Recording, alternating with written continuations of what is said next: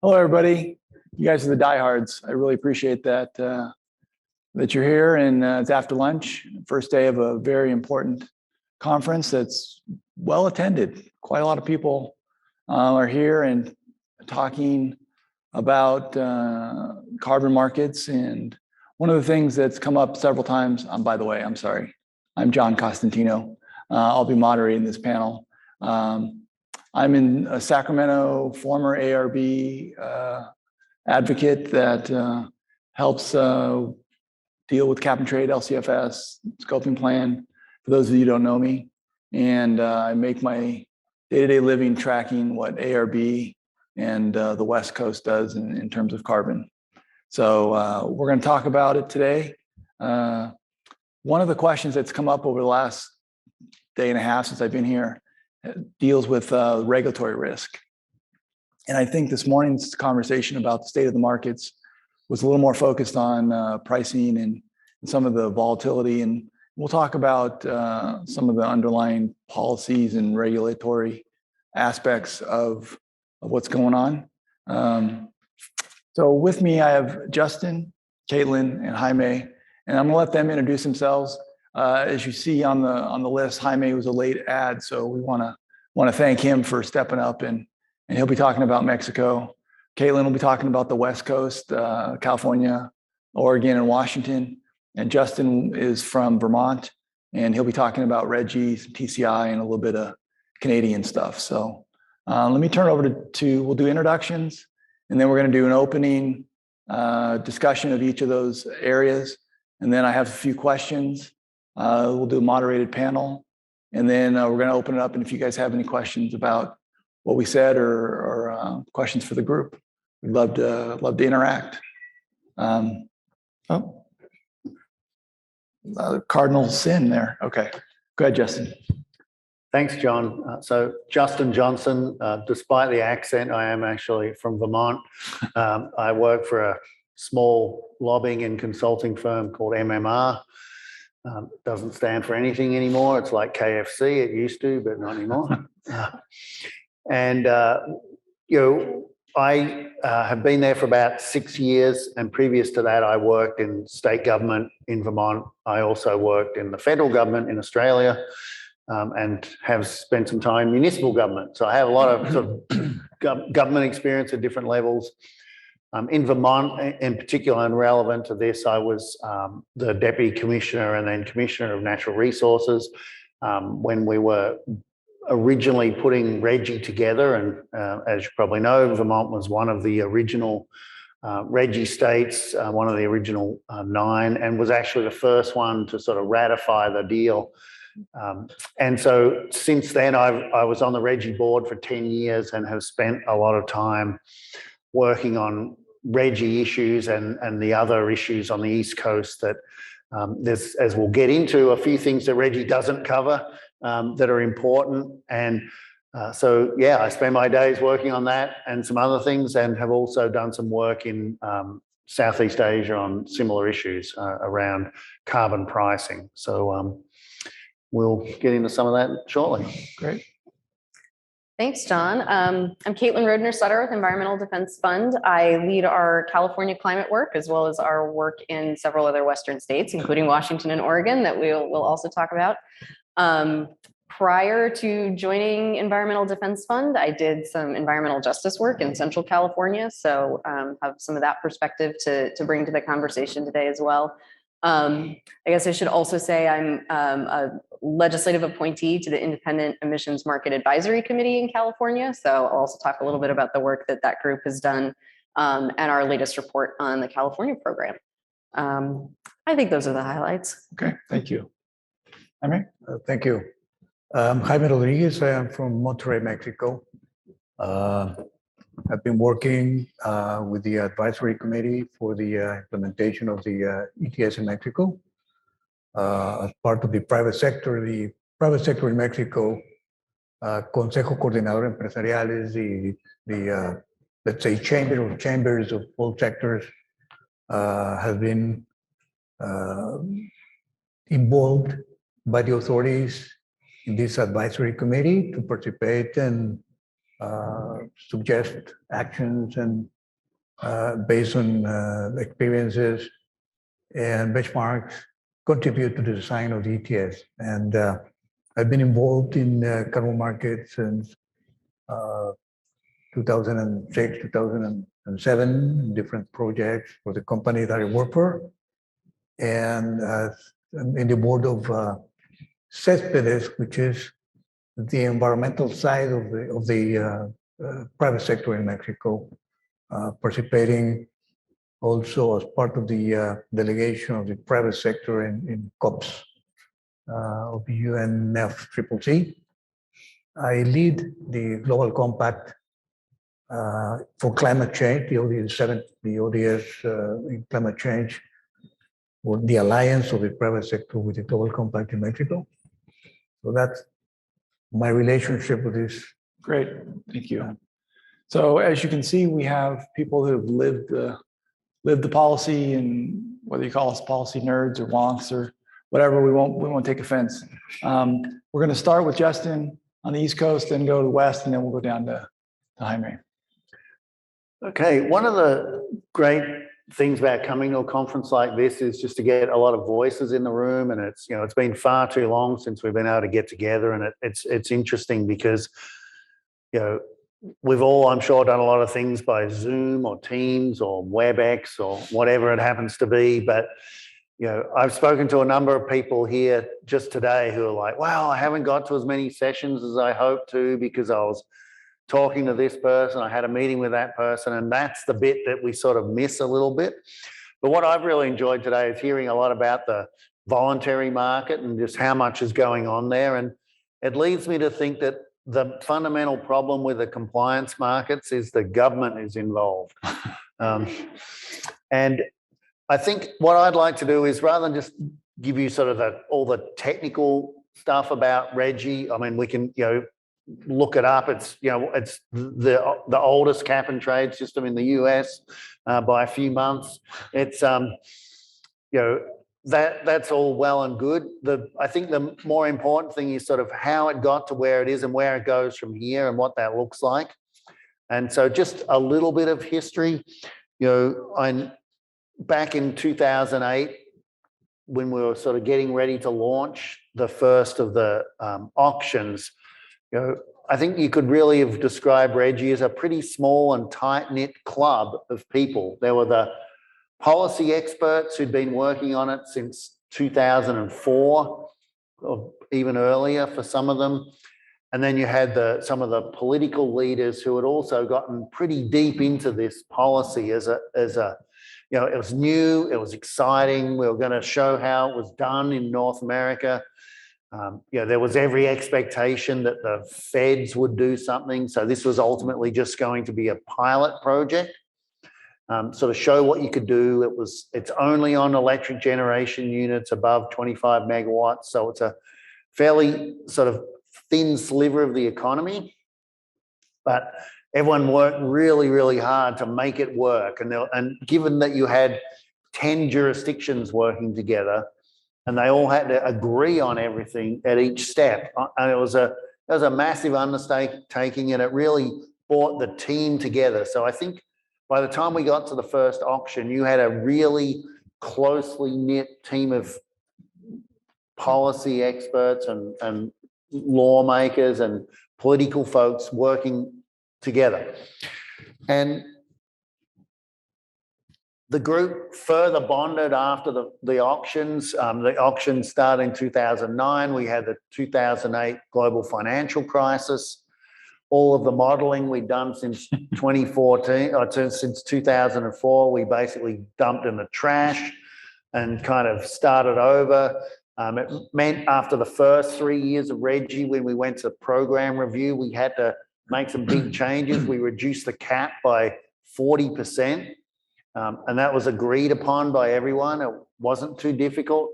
There were some demonstrations outside the offices of RGGI Inc. around how we should scrap the whole thing. But generally speaking, we were able to operate in a sort of environment where There weren't a lot of external forces pushing back because it was almost like Reggie was too small to worry about. The Californians were taking all of the heat and all of the limelight at that point. It gave us some clean air to operate.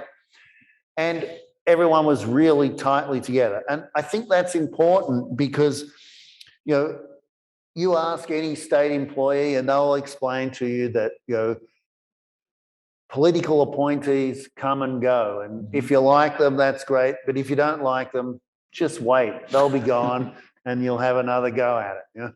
And I think where we are today is the club has gotten a little bigger. It's a little less club-like. The people who are both the political leadership and also the staff in large part who are working on Reggie issues are not the people who created it. And so it's become much more like just another policy in all the policies I've got to deal with on a daily basis. There's folks who have come in at the, in the commissioner and secretary role who have inherited this thing rather than created it. And so I think that has changed the flavor of how Reggie works. And it's important because up until now, all Reggie decision making at the Reggie Inc., which is similar to WCI, there's an organisation that essentially hosts the auctions and runs the program on behalf of the states.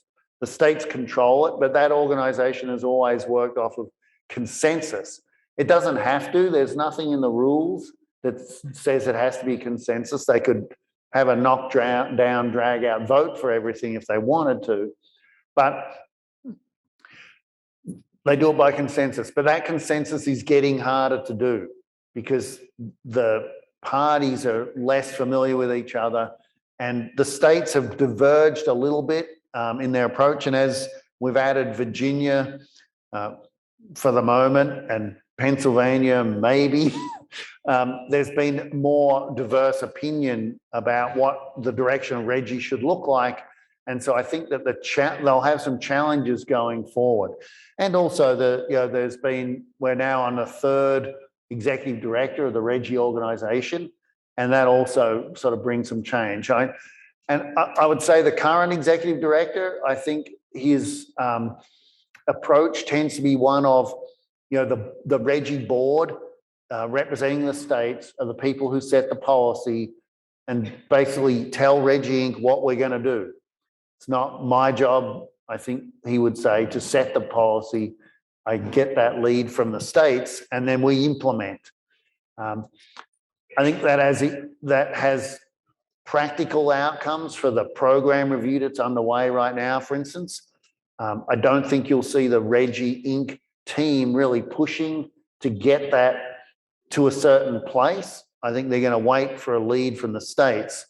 And the states are in various levels of distraction, I think is one way to put it, because of, it's an election year this year in a lot of Reggie states. We have the issues around Pennsylvania and Virginia, which are playing out right now. And I think that there's still, a fair bit of kind of wondering amongst the states about what the best path forward is. Because the program is ultimately a linked program. Each individual state has its own regulation. They're not in a compact. And so they share an auction platform, they share a registry, but they're free to do whatever for most part, to do what they want with the resources they get from the Reggie auctions. And each state is a little bit different in how it writes its rules for how Reggie operates within that jurisdiction. So I think that sort of just sets the scene, and we'll maybe talk about some other things, and then we can go, when we get to one of the questions that came up in my brain when you were talking is durability of the program. And so that might be the first question I ask. Yeah. And so we'll go to Katelyn and then we'll circle back to that idea. Sure. Thanks. Thanks for that history. I've never worked on Reggie, so I sort of appreciate that perspective back of how it all started. we're going to go from Reggie to the West Coast. So I'm going to talk about California, Oregon, and Washington. I guess two big things going on among, some of the many related challenges, talking about politics and elections and all of that is also, the other big things happening in California are the scoping plan update. And I'm also going to talk a little bit about the Emissions Market Advisory Committee I mentioned. So right now, the Air Resources Board is in the middle of updating the climate change scoping plan, which is this comprehensive planning document that the state updates every 5 years. I believe John worked on the first one. So if you want the history, you've got to go to that guy. So it's updated every 5 years, and it is meant to be this actionable blueprint of how the state is going to get from our emissions level today to meeting our economy-wide goals for 2030. And in this case, they're also looking out at how to achieve net zero greenhouse gas emissions by either 2035 or 2045. So this is a pretty significant planning effort that the Air Resources Board is undertaking, and it's a little more challenging than normal because of these multiple time horizons that are involved. We just a few weeks ago got initial modeling results from the board, and they modeled 4 different scenarios. The way they did the modeling this year is a little different than how they've done it in the past. And so instead of looking at policy, they're looking at sort of desired outcomes, whether those are technological outcomes or sales goals or something like that. So the modeling results tends to show things like, well, this is how many, internal combustion engines we think will need to be retired by X year in order to achieve, this predetermined assumption of decarbonization. I'm not a modeler, so okay, that's you can learn lots of very interesting things from that.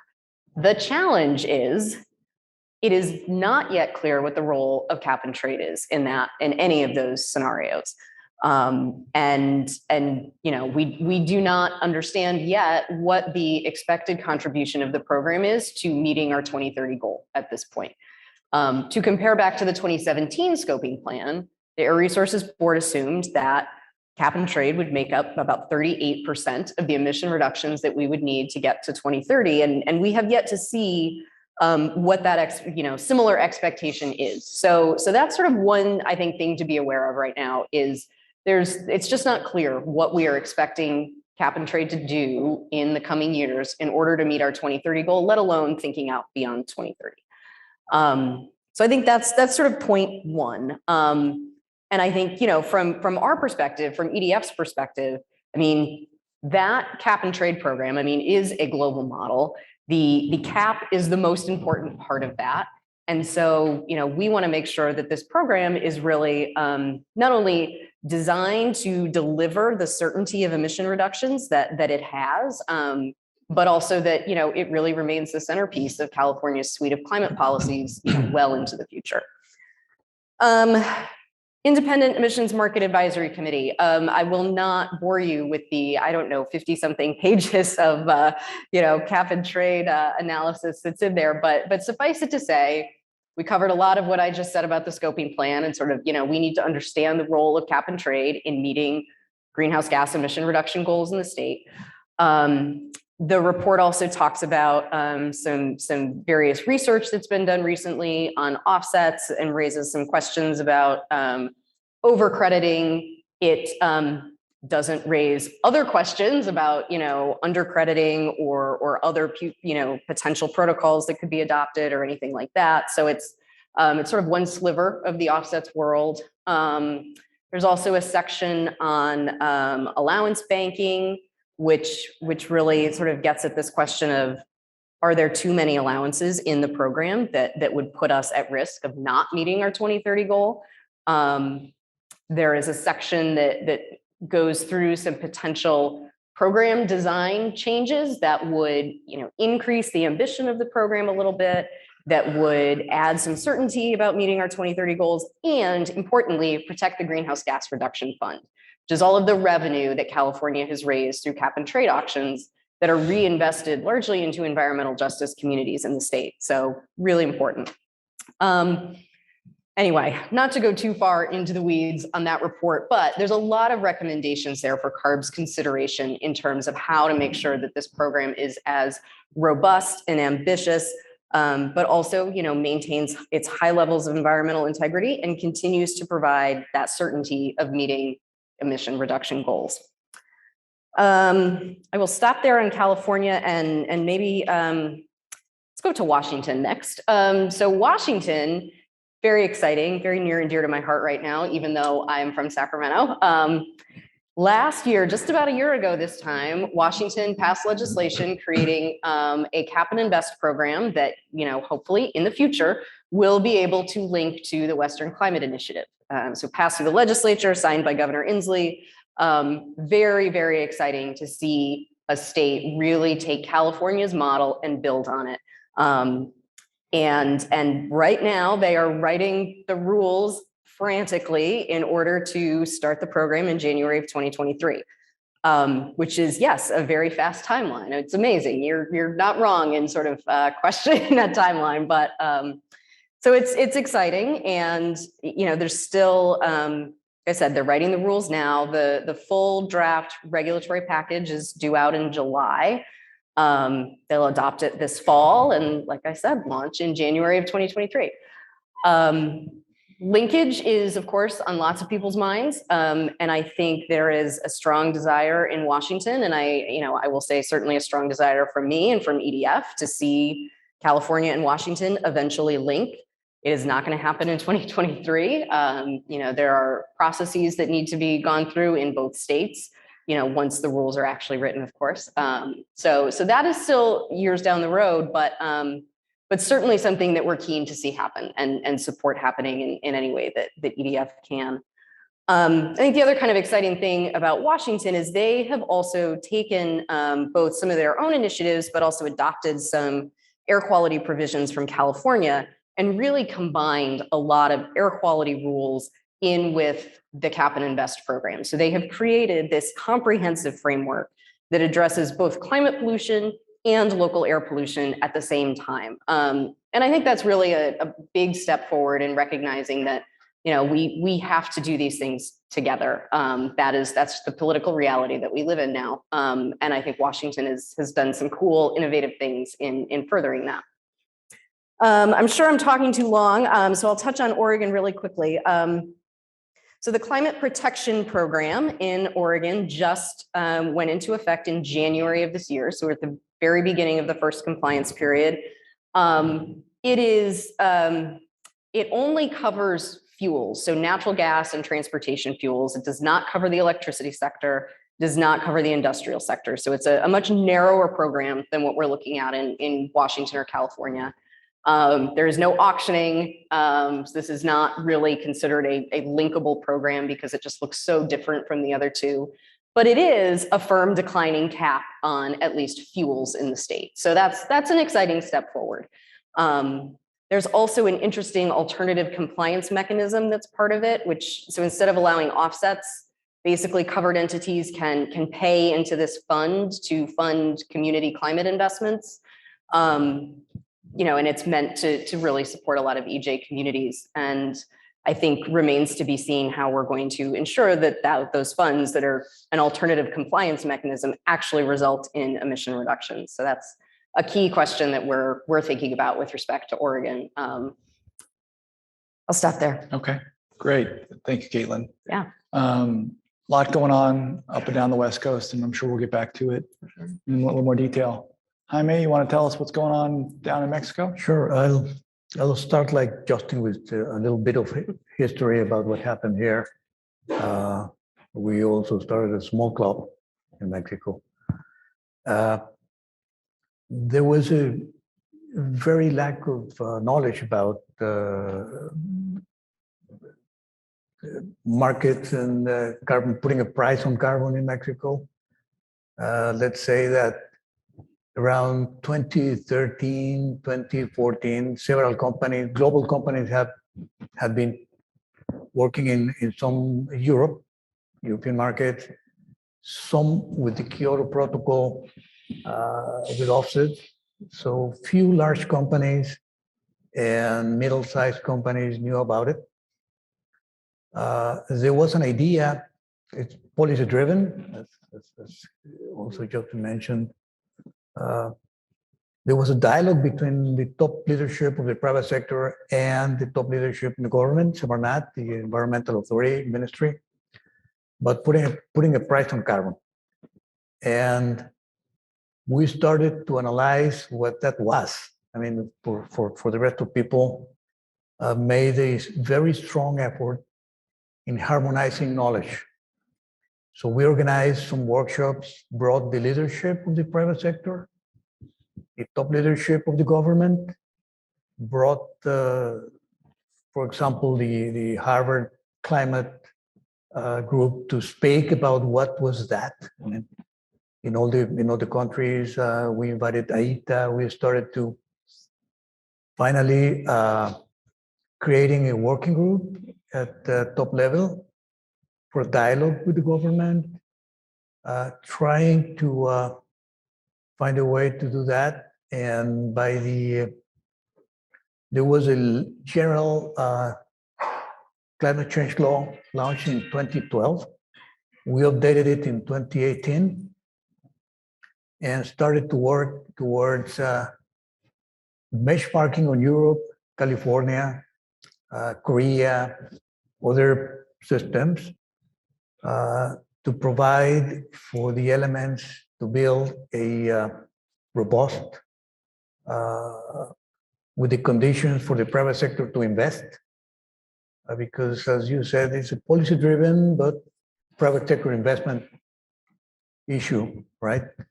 So by 2019, what happened is that it was announced that we would create an ETS in Mexico. It started as we defined as a pilot program starting in 2020 for 3 years, which was very challenging, because is very challenging as taking account what the pilot program went in other, for example, in Europe, many testings and etc. and some countries still doing it.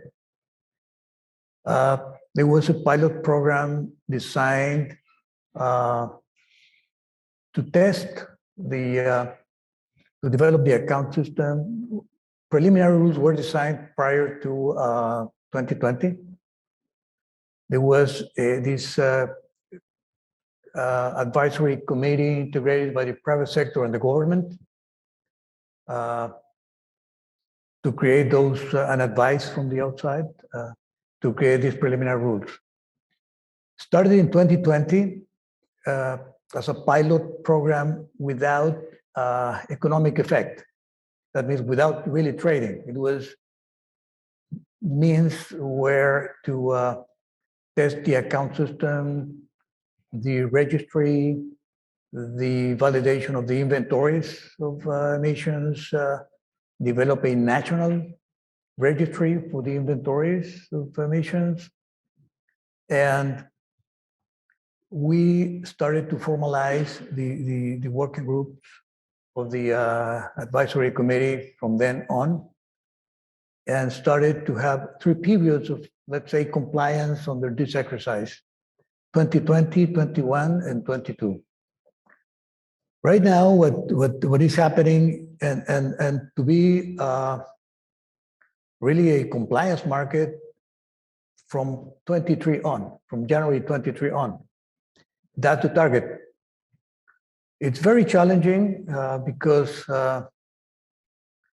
we have been trying to take the best of the European system for the allowance system, the best of the California for the type of offset type of system. There have been some advice from some European countries and the companies which had more experience. So positive things are that there are 300 companies, 300 installations participating. The threshold is 100,000 tons up. We're covering 90% of emissions from industry and energy. We had the issuances from 2020, 21. 22 is going to be issued in October, the surrender in November. And we're testing, adjusting the way it's working. No offsets in the pilot program, but to place the rules and conditions for offset trading after 23 is on. We're working on that. We created several groups. A lot of discussion with the authority about the renewable, some challenges. The renewable energy issue in Mexico is not being promoted by the government. There is, and that's a large part of the compliance with our NDC for 2030. Other challenges is that we are letting, this is very fast. I mean, 3 years of pilot at the same time designing the rules. It's going to demand adjustment there at the operation. And one of the great advantages of the Mexican authority to open to the private sector to participate is that they are listening to all the recommendations. So of course, they are the designers, the decision makers at the end, but they're listening to the experiences that we've had. They are being advised by very capable groups outside with some European funds. Mm-hmm. So we are confident that we are going to make it happen. It's there is a strong commitment from the private sector. In spite of many changes in the current administration, 5 ministers of environment in the last 3 years, but it keeps going. The people entering keeps pushing it with a lot of enthusiasm, and we're aiming to have a very robust. The advantage we have is that we have been advised of the mistakes of the European system, the adjustments that the California and other systems have done. The Korean system, for example, in offsets, is something very interesting that we're taking into account. The types of offsets they have designed and how they operate it. Right now, what we're working is in 4 groups on the advisory committee with the government. One is the cap and assignment, where we're working on the baselines per sector, benchmarks, etc. The second one has to do with offsets. What kind of methodologies and offsets for offset that we're going to be, and methodologies also and rules to present new protocols, new methodologies. And the other one has to do with fully focused on energy, and the fourth one on the accounting, how this is going to be borne in Mexico from a tax purpose, tax point of view, the accounting, the Mexican GAAP for accounting, all that. And well, we hope that we make it. So yeah. That's a ambitious start. It is very ambitious. Yeah, and Washington is. I feel for the ecology staff. For sure. They were given, so in Washington, there's the LCFS, which we're not talking about, but a cap and trade both have to be developed within the exact same time frame. Mm-hmm. So that puts a tremendous amount of pressure on it. So let's just ask the durability question. And Jaime mentioned that there's a lot of industry support between So I'm going to combine those two questions. What kind of support is there for the programs that you work with, and how durable is it now that it's been up and running for a while?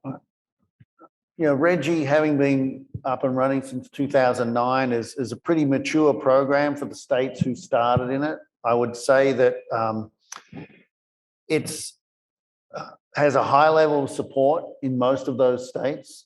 There are a couple. New Hampshire is a little bit less. Maine depends a little bit, but it's, you know, it hasn't had any big challenges in terms of the auction process and that sort of thing. I mean, everything has worked very smoothly, and you know, emissions are down and prices, whilst they've sort of moved around a little bit, you can't really apply that to RGGI per se. So there's a lot of noise in the price signal, which is a ceiling. But, you know, on the numbers, you would say that RGGI's doing great, right? The price, if having a reasonable price is a measure for folks, it's around $13. It's not, you know, arguably not too low to be meaningless and not too high to be a problem. We have more members than ever.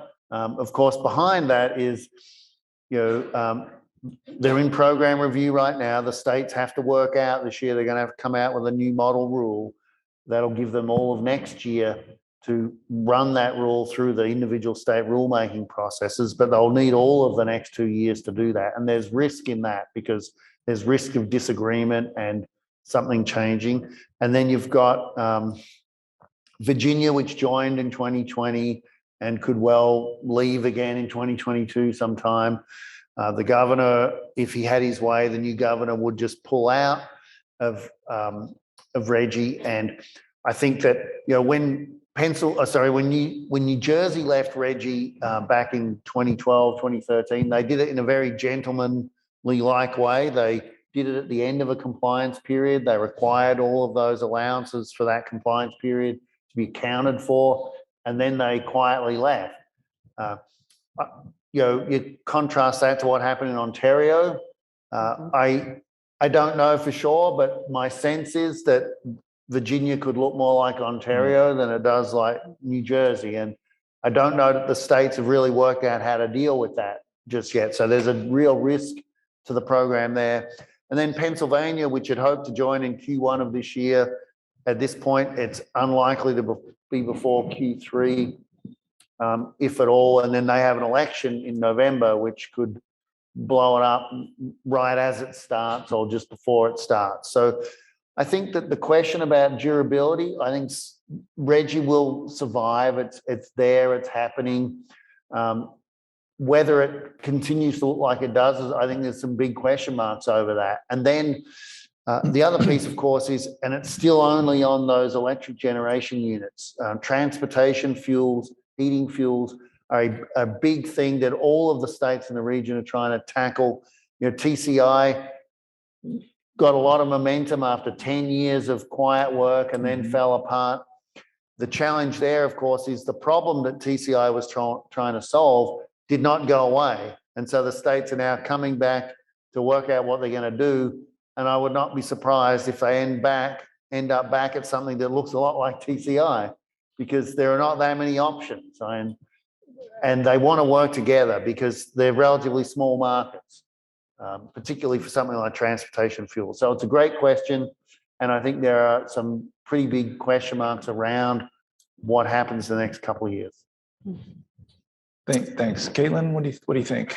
Yeah, I mean, well, let me start with Oregon and Washington because it's a little more of a straightforward answer. I think Washington, I mean, it hasn't even started yet. Like, everybody's drinking from a fire hose up there, regulators and, compliance entities alike, in trying to figure out, what this is going to look like and how they're going to comply with it. So I think that's sort of the status of things in Washington. And I mean, I feel for the Department of Ecology too, but I also have a lot of confidence that they are going to get this right. And I know, they've been coordinating with California and the Air Resources Board staff to work through some technical issues. And so I think they're going to get it. I am optimistic they're going to get it. There might be some sleepless nights, but there probably already have been some sleepless nights, but they'll get it. Oregon, also just started in January. I think just today, there is some challenge to the Oregon program in terms of, just the state's authority to put a cap on even just one sector of emissions. I think from our perspective, Oregon could actually do a whole lot more with their existing authority, and we would love to see them expand out the climate protection program in the years to come to have it turn more into a cap and invest type program. But I think that's certainly down the road. And then there's California. And I think the thing to think about in California is, there have been over the last several years, a lot of questions that have come up about the number of allowances in the program. Is it too many? If there are too many, how big of a deal is it? And to some extent, why are there too many? I think from our perspective, it's at least in part because California met its 2020 goal 4 years ahead of schedule. Like they've done well reducing emissions. They now need to do more to reduce emissions, but because of that early success, there's an opportunity built into the program. There's also been a lot of, over the last many years, a lot of criticisms from folks in the environmental justice community about, using a market approach and what are the impacts on frontline communities, and especially communities right around like major industrial emitters. And, those critiques have become louder and more widespread, and there's more ears listening to that in the state legislature. So I think cap and trade going forward, and cap and trade isn't going anywhere in California, but I do think it might start to look a little different in the years and decades hopefully to come, that reflects some of the building political power on the part of the environmental justice community and some of their concerns about local air pollution. So I think the program is not always going to look like it does right now, but I think it's certainly here to stick around. And Jaime, your program is just starting.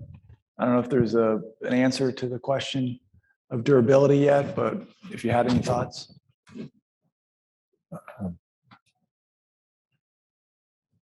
Well, I think Mexico, looking further, as in your cases, what I see is a system that will be starting with the allowances that, the account system is working, the allowances are there, they're surrendering them, the account's working. The issue is what's going to be the price formation at the beginning of the 23 real operation, and how we're going to be introducing the different methodologies for the offsets there, and how are we going to be trading for that. Then I think the next idea would be to try to do some linkages with other systems, and we're observing also what happens to Article 6 cooperation between countries, and see how we can take that. Some of the feelings that you mentioned also about the criticism about the concept of the market, etc., are there. But I think we are pretty much aligned, both authority and private sector, social sector, about it. It's a way to reduce emissions. There is a confusion sometimes at subnational level, state level, municipality level, a policy that they confuse air quality with climate related issues like the pollution from particles, pollution, etc. And they try to mix things, and we keep trying to clarify concepts and focus things. And with this federal program. And also, So let me stop you there because I want to make sure we have enough time for questions. I have more questions, but does anybody out in the audience have a question for us? It's a small group, so I think we could I'll repeat it if you have one. No, anybody? A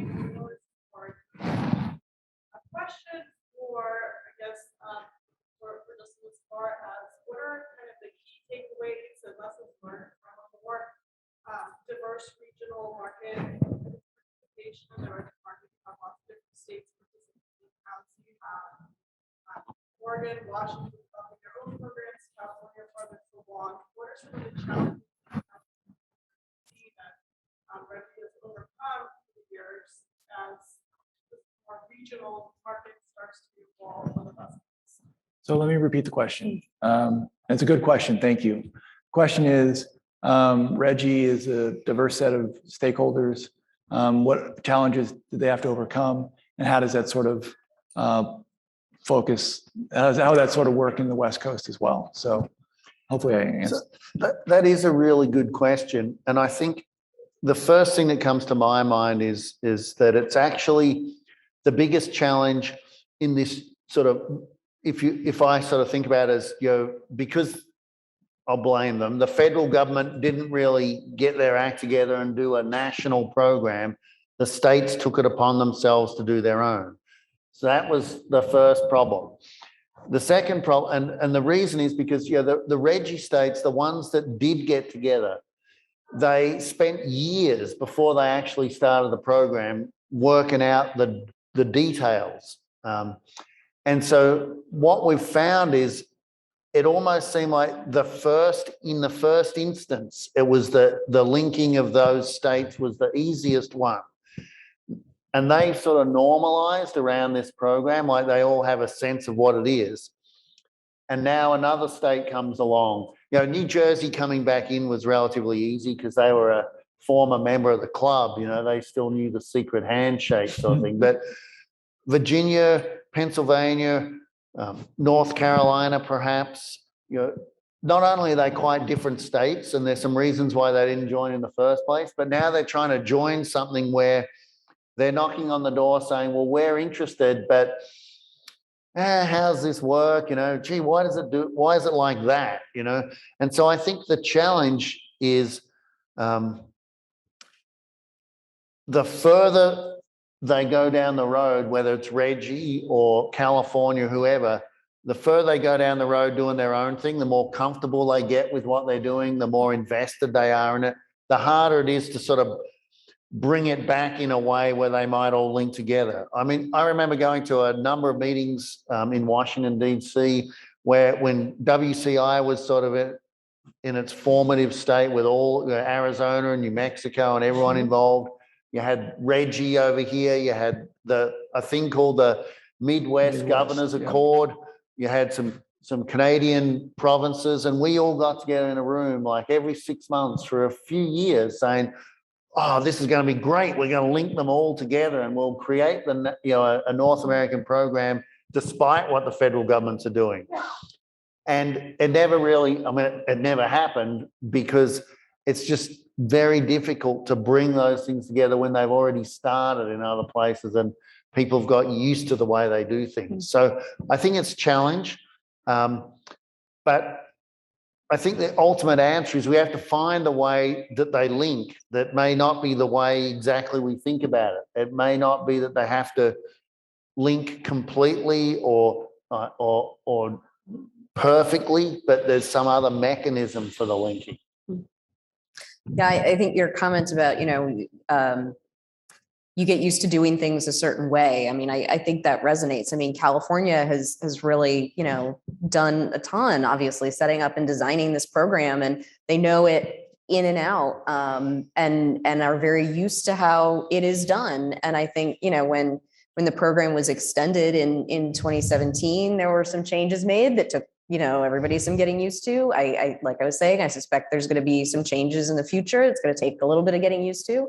And, if we get to the point where California and Washington at least can link, there might also need to be some changes to make that marriage work. And I think we need to get comfortable with that. And I include myself in this as a Californian who, has learned a lot about the California program, and it's not always going to look exactly like that. And that's okay.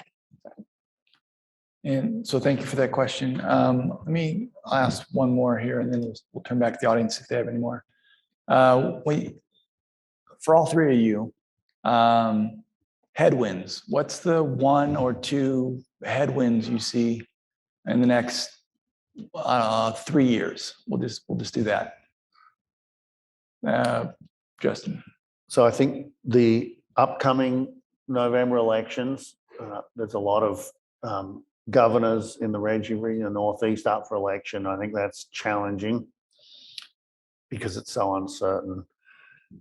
The program review obviously is really important for Reggie, and then what they do with transportation and heating fuels, either individually as states or as a region, if they can get together, will all be significant headwinds for sort of having a more cohesive policy going forward. I think and it's a little hard to say in Oregon, just again, because the program is so new. So I think that's part of it, is just everybody figuring out how it's going to work and how to comply with it and what works and what doesn't. And, making sure that, that those alternative compliance mechanism system I was talking about actually is reducing emissions to be, a compliance program. But I think a lot just remains to be seen how that's going to play out because it's so new. I think Washington, it's going to start in January, and how's that first auction going to go? And, are all the questions going to be answered in, before January? And is everybody going to feel like they have a strategy and they know how to participate and they know how to comply? Like I said before, I think Washington will get there, but I think that's a big challenge, just the unknown, and it's something new and it's something big. I think in California, I guess this goes back to something else I've already touched on. It's, what does a post 2030 program look like? What does a pre 2030 program look like, in fact? And what's the role of environmental justice and those concerns about local air pollution? You were saying this really well, but we do get this conflation of global climate pollution and local conventional air pollution. But I won't speak for Mexico, but in California, I think it's increasingly difficult to separate those things, even as much as we might want to from a perfect policy design perspective. I think that is increasingly difficult from a political perspective. So I think we're going to need to figure that out in California too. A couple of points. Well, just taking that, the only common area of climate change with conventional pollution is combustion, right? Fuels and that kind of stuff. But politically, it's been very difficult to separate in their minds and focus the effort on climate change. For us, the consolidating of the system, working with all the challenges we have of finalizing the way it's going to be working, the baselines, the by sector, etc., demand a very high priority. Fortunately, we have unified division. Large companies are regulated federally and small and medium locally. So large companies and large industry is very formalized about this, but the efforts are very challenging there to consolidate everything for the system to start. It's very challenging. It is very difficult to have all the pieces together. So right. Some challenges for Mexico with to comply with the NDC. The federal vision on renewable energy is also a challenge there. Yeah, those are. The one thing about the Mexican system is it's a country. It's a country level, whereas you're at a state level, you're at a regional level, and it just goes to show there's more than one model to make this work. And you talked about linkage by degrees. that's certainly something that could be on the table. In fact, you could do it on the LCFS side too, right? You don't have to have fully fungible markets just to be connected. So I'm looking to the audience. Is there any other questions? Anybody? Oh, there's one. Go ahead. How do you think about the outside investors?